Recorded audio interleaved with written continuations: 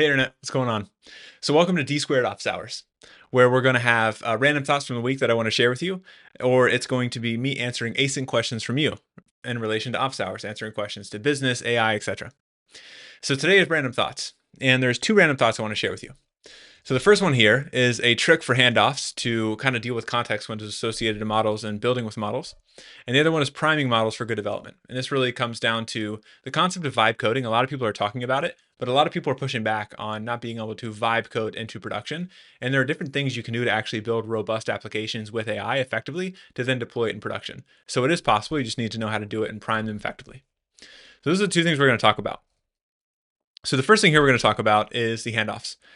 So also we're going to draw, and drawing is fun. And I need to know how to use this specific tool more effectively. And over time, we will get good at this because, practice makes better. All right, handoffs. Handoffs. That's the thing. And the thing we're trying to fix here is context drift. So this concept of context drift is when a window for a model actually shrinks over time, in the sense that when you talk to something over time, so we'll say the conversation starts here and you're having a conversation over time.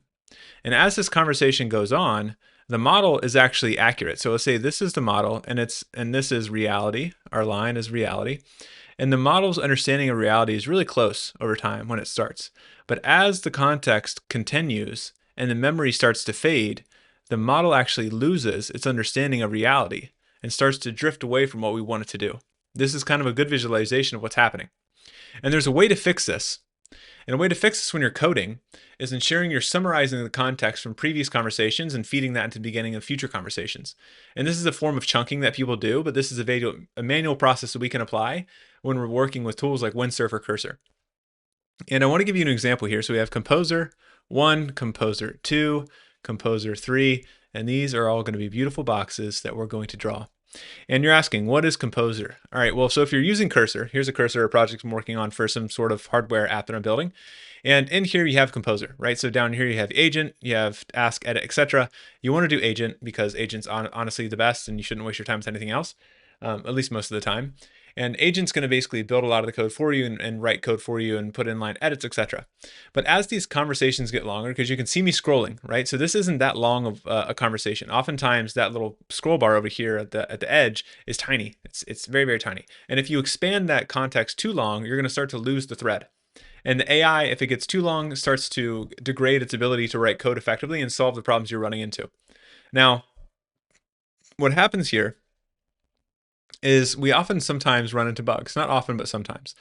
And these bugs can be very annoying, especially if they're really hard bugs to solve, and the AI is struggling to solve those bugs.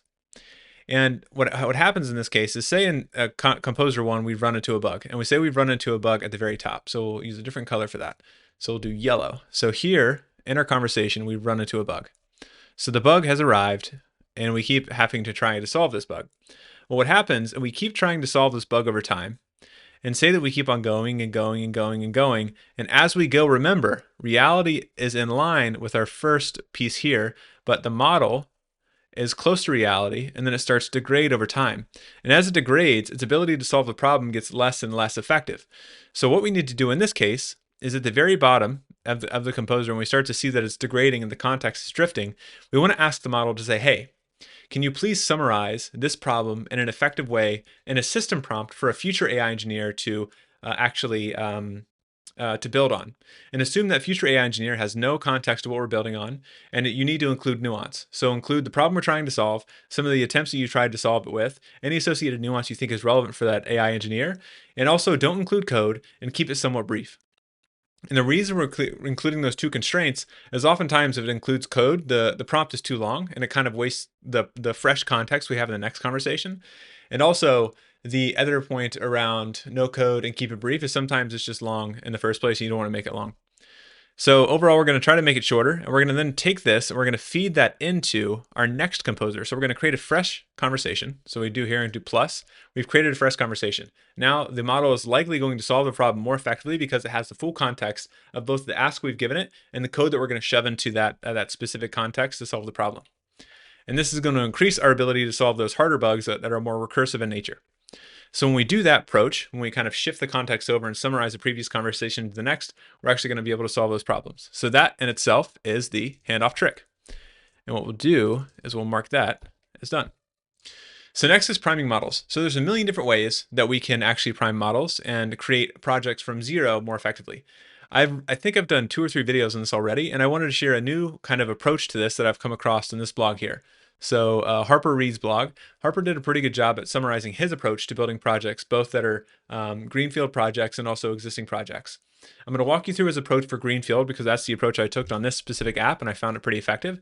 And it's just one of the many tools in our chest that we can actually prime these models effectively to build production applications. So in this approach, we're going to do a few things. So the first thing we're going to do is we're going to work with the model, and we're going to probably use, I used O3, I think it was O3 mini high. You're going to want to use a model that has a longer context window and has the ability to reason. So it could be that, it could be R1, and other variants. So it could even be Sonnet 3.7, because I think they have an extended thinking one as well. So you want to use some sort of reasoning model. And once you've used that, what you're going to do with these models is you're going to have an interactive component, right? So what you're going to do is you're going to give it kind of a prompt, and this prompt is going to ask the model to ask me questions in an interactive fashion, one at a time. Every answer I give you should dictate what the next question is based off of that context. And the question should iterate over time. You should keep asking me questions until you feel like you've come to a good conclusion of what this application is for and the associated spec for it. That's really the prompt we're giving it. And we ask it a question, so it's going to give us a question, question 1. That's a Q. It's a horrible Q. All right, and then we're going to give an answer. So we give an answer 1, and then that's going to dictate what question 2 is. And then we're going to keep doing this over and over and over for a very, very long time. And when I did this with initial example here, is this it? No, this is not it. This is it here. So I'm going to scroll up really fast, and I hope it doesn't hurt your eyes. So we're going to go all the way to the top. And this is the prompt that we gave it. And in this prompt, it's basically saying what I've stated earlier, and then I give it my idea of what I wanted to build. After I've given it my idea and associated details to it, it then asks me a question. So, okay, here's the first question. I then give it an answer. Ask me another question. I give it an answer. And we just go back and forth over and over and over. And as we go through this back and forth, finally it gets to the point. Sorry for your eyes, once again. Sorry. Okay, so here. So basically at the end this is, all right, is there any additional features or edge cases that you think would be considered for this MVP, et cetera? So you can see it's naturally coming to a conclusion. Like this is the end of the conversation back and forth in the questions. And after we've come to the end, we're going to then feed this prompt into it, which is basically saying, okay, now that we've wrapped up the brainstorming session, I want you to create a detailed specification for this product that we're trying to build. And this specification is really going to talk about a few things. It's going to talk about how this application should function and the associated features inside of it, and maybe even some technologies we're going to use to build with it. And I'm not going to go through everything in here, but in detail, but you can kind of see that we talk about requirements, the core functionality associated to it, gives you workflows for the use case, how should the user interact with this, the tech stack, etc. So this is the macro and kind of the flow. And the way I think about this is we're going to get a few things out of this flow. So the first thing that we're going to get, this is going to be a 1. We're going to get kind of like the macro, let's say what. So the macro what is this product? What is the user going to experience when they interact with the product? And maybe what are some of the main components of the technology behind the product? So the macro what is what we're going to do for this first stage with a prompt. The next stage in step 2 is we're going to actually try to get a blueprint. And once I go up here, I know that I've already shown you this one. So I'm basically going to copy out this spec. I'm going to copy and paste this spec into an O1 model. And the reason we're going to use O1 is because it's probably one of the most powerful reasoning models today. And its context window is pretty beefy, so it can give us a lot of information back. So we're going to take something from O3 Mini High or Claude 3.7 or R1. We're going to feed that into O1 for step 2. In step 2, O1 is going to spit out that. So we've already given it the spec. We've given it a very specific prompt saying, hey, take this spec and convert this to a blueprint of how we can build this product. So we've talked about the what. So now we're going to talk about the how. And O1 is going to give us the how. So it's going to say, okay, to build this, you're going to want to go through these steps. And it's not really going to kind of walk us through the steps. And it's not going to be a basic product requirement document, but it's going to chunk it into different sub-steps. And it's going to first start with a macro kind of how. So it's going to say, this is the kind of the large steps you want to consider. And then next, in addition to the large steps, we're going to have sub chunks. So it breaks the build into chunks. And it's basically, here's some iterative chunks that you want to build with that are big enough to make progress, but small enough to actually test with test-driven development.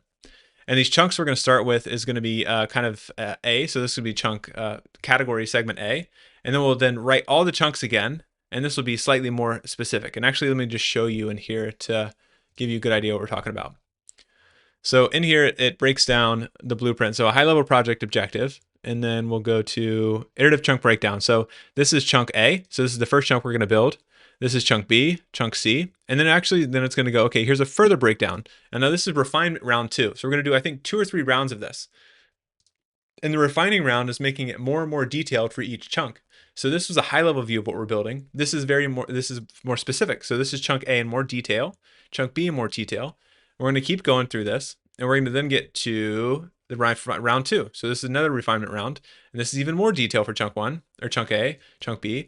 And after we've done this, this is the key. So we've done all this, and this is really the unlock that helped me and saved me a lot of time, which will probably do the same for you, is we then ask O1 to write system prompts for each one of those chunks. So we're saying, if we're going to have an AI engineer build each one of these chunks for us, write a system prompt that asks them to build it in a very specific way. So all we have to do is copy and paste this system prompt into our chat for our composer with our spec, our blueprint, and our to-do list in there.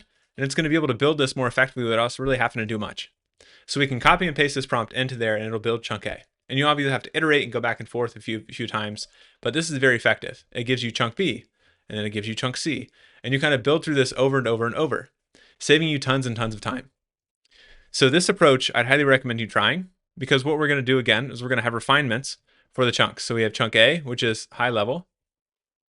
We have an iteration 2. So this is going to be round 1, round 0, round 2. And then we're going to basically go through this over and over until we have the refinement that we wanted at the very bottom. And then we have our prompts that we can feed into our cursor so it saves us time.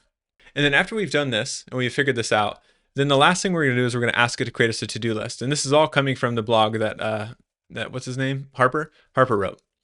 And at the very end, we're going to ask it to create a to-do list because we want something that it can follow. So at the very end, it said, okay, thanks for doing that. Can you make a to-do list for me? With a checklist that's in Markdown. So then it creates a to-do list for each one of the chunks. So we have chunk A, we have chunk B, and the micro steps associated to each, chunk C, micro steps associated to each. We've talked about this in previous videos.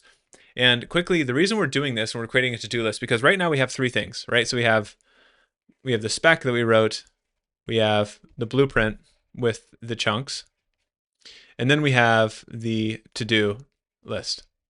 Now, why do we need 3 documents? So remember, this is telling our AI what we're building, what the flow should look like, and the overall experience that the user is going to have. The blueprint is showing us how. How do we actually make this? And what are the steps associated to making that?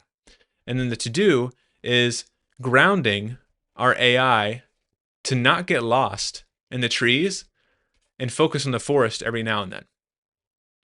Like I said, I've talked about this a million times, but I'll talk about it one more time. So back to context drift. As the model loses the thread, we need to bring it back to the overall task we're trying to retrieve. So we have our macro, and then we have our micro. And models, what we do is we first start them with the macro. We say, okay, this is what we're trying to build. This is how we're going to build it. I want you to start with chunk A. It says, okay, I understand what we're trying to build and I got the macro. And now you've asked me to build chunk A, so I'm going to jump into the micro. And I'm going to get very detailed of writing the code and doing the stuff. But as I do this, I'm going to lose the context of what we've previously learned with the macro. I'm going to lose that because I'm lost in the micro. I'm looking at the trees and not the forest. So what we need to do is after they've finished chunk A, we need to say, okay, thank you for finishing this. I want you to go back to our to-do list, and I want you to check off all of the boxes of the things that we've accomplished inside of the to-do list, and making sure that we verified it through testing. So now that we've updated the to-do list and the macro, we're going to remind the model of what the goal is, how we're going to build this, and what's next on our overall to-do list, which is chunk B. So now it's going to go, okay, now I'm going to go back to the micro for chunk B and build that. Then I'm going to go back up and get reminded of what's going on, and then also what's next, which is chunk C. and then chunk D. We're going to go back and forth, bringing it back to the macro, into the micro, back to the macro, into the micro. So that's why we're using the to-do list, and that's why we have 3 different documents, because we need to know what to do, how to do it, and also what kind of roadmap it should follow. All right, and with that being said, this is what I called this. What did we call it earlier? Office hours. We called it office hours, D squared office hours. So if you have questions you would like to ask me, leave them in the comments. I'll come back and look at all these videos and I'll review the questions. I'll actually answer them in these videos going forward. And also I will come up with random ideas that I want to share with you throughout the week of things I read and content I consume from adjacent people or conversations I have, so I can share those insights with you. All right. With that being said, I hope you found this useful, educational, all that stuff. Like, subscribe, share with your friends. And if you'd like to work with me, I have a company called Gradient Labs. You can book a free 15-minute discovery call with me to see if there's a good fit. What we do is we help companies implement AI internally to increase their productivity and automate different types of processes. With that being said, Internet, I will see you next time.